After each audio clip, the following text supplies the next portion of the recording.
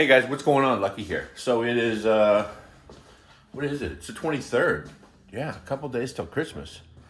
I think I had posted something about a picking up project or merchandise, shirts, stickers, and sweatshirts, and that I would call you if you left your number in, if you bought something and left your number there, and I wasn't able to get it to you by Christmas.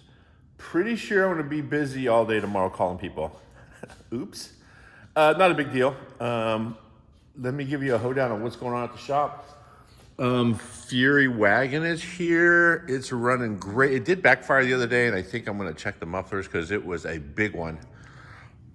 Dave's car is up there. It's really close to being done. There's a box of leftover parts right there. And then all those boxes are almost empty. Waiting for some components. This thing is broken. Anybody who thinks I broke it, you can look right there and see how discolored it is. The last part that broke, I think, was the white part. This thing had been broke and cracked, and underneath the what you call it, metal fascia there. So we're waiting for some parts like that and some switches and stuff. So that should be here anytime. Yeah, Fury's doing good. The Milestar tires on there. Really digging the white walls out. I did that because they hooked me up with a great deal on these things. I mean, they're super cost effective in the first place. But yeah, they did me a great deal on them. I did paint this the other day, this molding. That's an original molding that I took off and sent and had it straightened because what had happened? Oh, a bolt had come out and I got out and hooked my belt loop on it right here and just bent the heck out of it. It's still got a little bit of a curvature to it, but I sent it out. I had it straightened. They strip it, they polish it, then they send it out, have it anodized clear, and they get it back with no white paint. So I put the white paint on there. Yeah, you can still see a little bit of the damage up in the front right there if you look at the reflection, but it's better than it looked. I mean, I was gonna get trampled by it. I just kept hooking my pants on it. The funny part was I did that one. I did I take the front? Oh no, you know what? I did all the stuff in the front because somebody had been pulling up to the same fence or something for 20 years. And everything across the whole front here on the hood was just pummeled, like they had been just driving through chain link fences. And I still have the edge pieces, edge of the fenders. I just haven't put them on. They're straightened and redone. So I had all three of those pieces. There's a little short piece there, and then the long piece, and that piece straightened. And then on this side, I had the front, had a big whack in it. I had that piece, fender, and door, dropped it off to get it done, and those two pieces got lost. So I had to replace them, and the ones that they sent me were so nice, I just literally washed them with soap and water and put them on the car.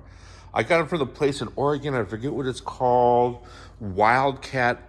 I believe it's on Instagram, Wildcat Wrecking or Salvage or something like that.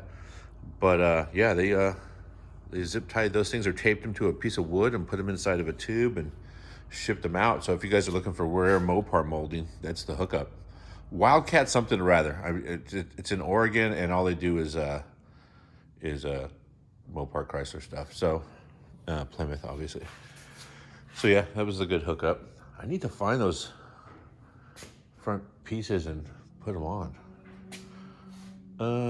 They're here somewhere. Am I looking at them right there?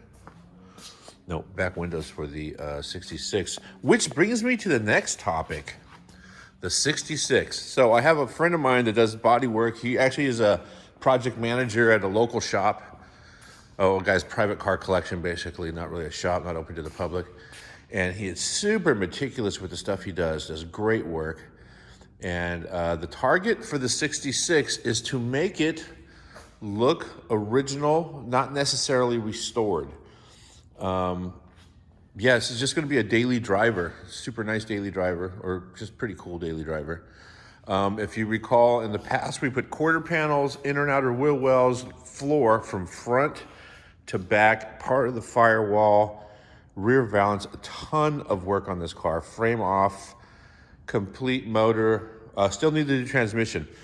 Finally got to driving it the other day, and it pops out of third gear, grind's going in, so it's synchros. And I took it apart and peeked in there. Everything looked okay when we had the thing all apart, and just sort of rolled the dice that it was fine. But I think that is not good. So trying to talk them into going with a 5-speed, but if not, we'll just rebuild that 4-speed and slap it back in. But either way, back to the deal in this. So my friend comes over at night when he gets off of work over there. He works till like 5 or 5:30 and works on this little dream boat. So everything, the quarter panels were all tigged and installed, professionally, as it would say. But did some, it's pretty thin, so the small skim coat right there. And yeah, we're gonna paint it and then scuff the whole car and then shoot it sort of a satin clear so it will look not high gloss. You can park it outside, you feel fine about it. I think what I'm gonna do today is pull the hood off because there was actually a big crazy stain right here. I see he's been working on trying to get that out. It looked like someone had set brake fluid or something here and it had just darkened up this whole area. It all actually looked like this right here. But he is scuffing it down and trying to get it all, so it looks like a decent little patina and clean. And then we're gonna squirt it in here and then do the clear coat on it that doesn't stain or anything. It's not porous. It doesn't, oil spots or whatever. Some semi-flat or satin clears are kind of porous and they will show, your fingerprints or grease. They'll start to shine up, but the good stuff will not. So that's what we're gonna do. But today I'm gonna take off the hood because the interior of this car is really nice. Hold please. And the engine bay, frame off, everything new, lots of stuff powder coated, but look at that hood. So I'm gonna pull that down and scuff it. I'd like get that thing squirt at least one color. I think it's supposed to be blue, but I don't know. I'll pull it down, pull it off, flip it over, put it on the stand and start cleaning it up and see what color's under there. It looks like it's all black on this side. That side looks blue, but who knows? So I think that's what we're gonna get done today because I don't want to hold up progress on this thing. I would like to get this back to Michael. Here's a peek of the interior. It turned out really nice, pretty jazzed on the interior. A couple still have a few things to plug in. I need to put the stainless around the wheel wells, the wheel moldings, and then get the body lines to line up, the doors to line up just a little bit better. And then the last thing I'm gonna do is power up the radio. So a little bit of time under the dashboard. But other than that, this thing's turnkey and driver.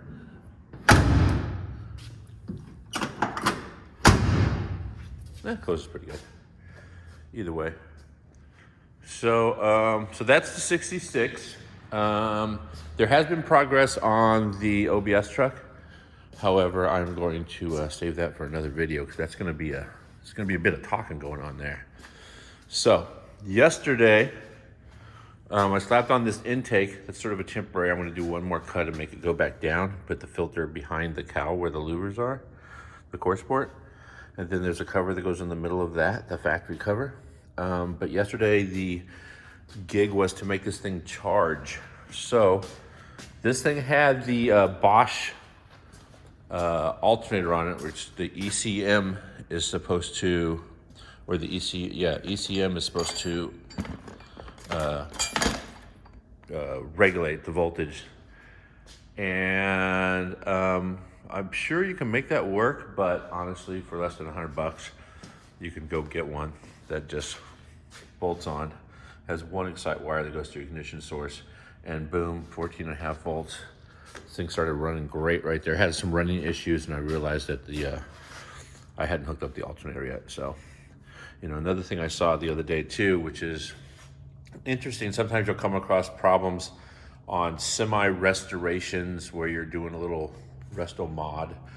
But if you look at the battery post right there, positive and negative, just so you know, that is junk the way that's put together. But if that was like a restored car, they'd be using the factory battery bracket. Well, this is made of metal. So when you put those sort of terminals on there, there's the potential, even though this is powder coated or rubber coated or something, there's still a potential of this shorting across the battery and causing a problem, especially in an accident. So whenever I see these, if the car is going to be, driven, not just sit around and look at, I tend to take them off and just make one that doesn't at any point cross the battery terminals. Like you hit a bump. I mean, this was up here on both sides, and then that thing went right around. So it was very close to being a potential problem if there was a problem. So I would rather be safe than sorry. I actually think the original brackets on these are supposed to be up to here. Catch the corner of it and pull the whole thing close to the cab. I could be wrong, but I'm gonna do something similar to that, or just do one in the middle, right straight up, straight, and then down the back. Use the same bolts. It'll be fine, be safe, and look good. But, yeah, let's turn the key. See what happens here.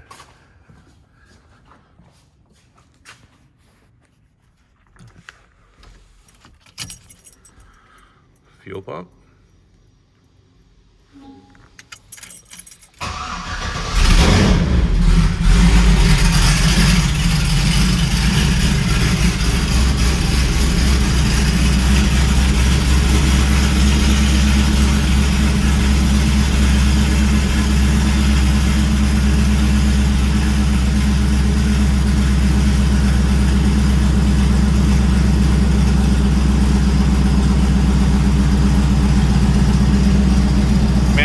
When a plan comes together. So turn the key, it's open exhaust right now, so it's obviously loud, but you hear it idles up, fires right up by itself, and then after it sees a little bit of temperature or sees that it's run for a few seconds, it starts to turn the idle down. It'll keep doing that until it gets to the target idle, which I think I got it set a little high on this, like 700 or something. But yeah, life is good right now.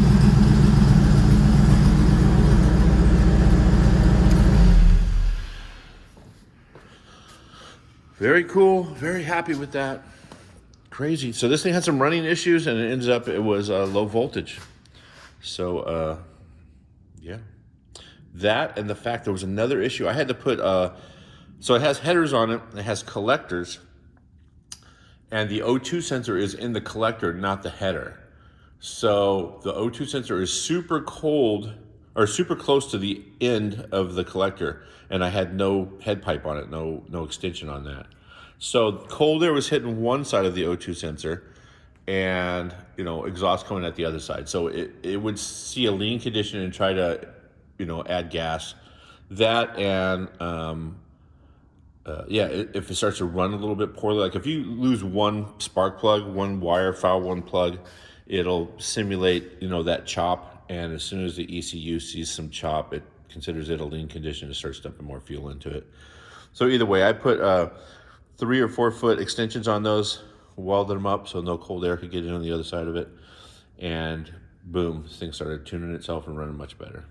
Sort of common sense, but definitely worked out well. All right, you guys, that's it for right now. Merry Christmas, happy holidays.